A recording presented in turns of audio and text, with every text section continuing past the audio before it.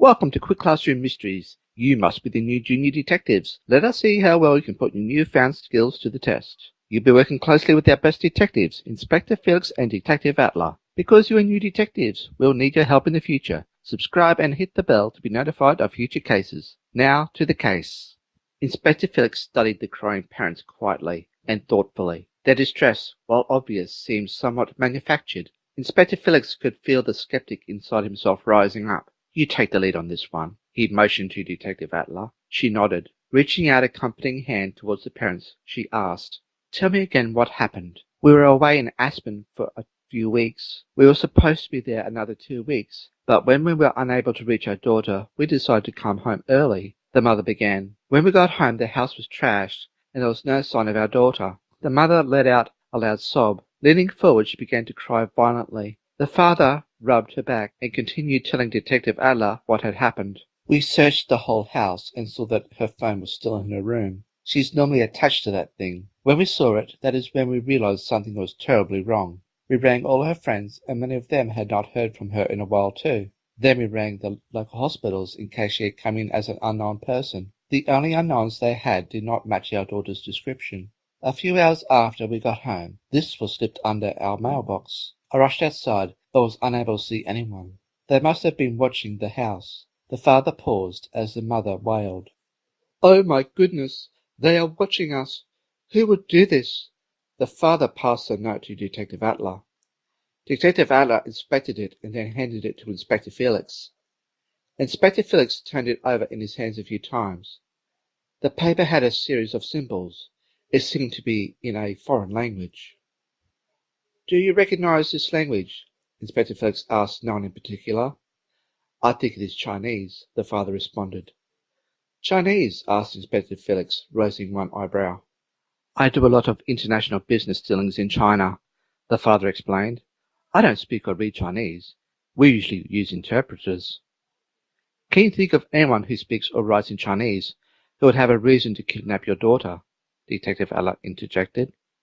The mother and father exchanged knowing looks with each other.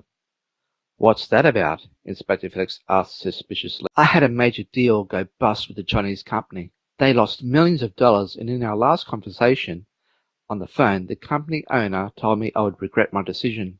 I just thought he was angry and did not take him seriously. I didn't even report it to my own company's security." Responded Detective Attler. "Please write the company name and the person who made the threat down on this paper. We will look into it as a possible lead." "Do you think this is a ransom note?" the mother asked, eyes wide with tears. "Possibly," Detective Attler responded. "If it is," the father stated, "we'll pay the ransom to get her back. I took out insurance years ago in case something like this ever happened. I will pay, no worries." "Can you think of anyone else who might wish harm to your daughter?" Detective Attler asked. "She owes people money," the mother began before the father tried to silence her. "Let her continue," Detective Attler instructed. The father waved his hand in an I surrender fashion. "She owes her drug dealer some money," the mother continued. "We usually bail her out, but recently we told her we would not do it anymore. We were hoping that if we stopped paying, maybe she would stop using. Could her being kidnapped be our fault?" The mother again started crying uncontrollably. "Can you think of anyone else we should interview while we chase up those other leads?" Detective Attler asked. "You could talk to her boyfriend. They are usually inseparable. He would also have a contact for a drug dealer," the father told the detective. "Thanks. Just write his details on this paper for me. This officer here will see you out." Detective Attler motioned towards a uniformed officer standing outside the door. "And if you hear anything or think of something you think we should know, please call us," Detective Attler said, passing the father her business card. "Thanks," he said. "Please find her." "We will do our best," Inspector Felix said as he left the room. Once outside the interrogation room, Detective Attler asked Inspector Felix, "What do you think?" "Tough call at the moment," he started. "Have you ever heard of someone taking out kidnapping insurance before?" Inspector Felix asked Detective Attler. "No, that was something unusual."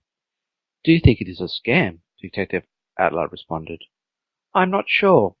I'll run down the lead on the Chinese company, if you can round up the boyfriend.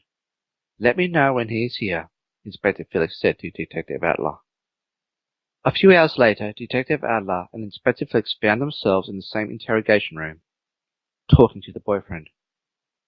"How come you did not report your girlfriend missing?" Detective Attler asked accusingly. "'Cause I didn't realize she was missing," he replied. "We are told that the two of you are particularly inseparable, and now your girlfriend has been missing for days and you did not realize? Did you have a fight with her?" Inspector Felix asked, his voice laden with contempt. In his mind, what kind of boyfriend does not know or report a missing girlfriend? "Nah, man," the boyfriend began. "We don't fight. Our relationship is totally rock solid. The only people my girlfriend fights are with her parents. They totally bum her out." "What do you mean, totally bum her out?" Detective Attler asked, rubbing her temples as though a headache was starting.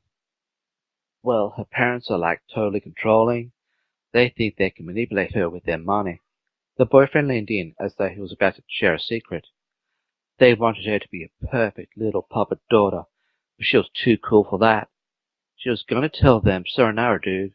She left to go to Aspen about 10 days ago to confront her parents and tell them to stay out of her life. She was totally going to tell them she didn't want that money anymore. I just assumed she was with them this whole time." The boyfriend sat back in his chair, looking pleased with himself. Detective Attler had an uneasy feeling about this guy. She prodded further. "How are you two going to support yourselves if her parents cut her off?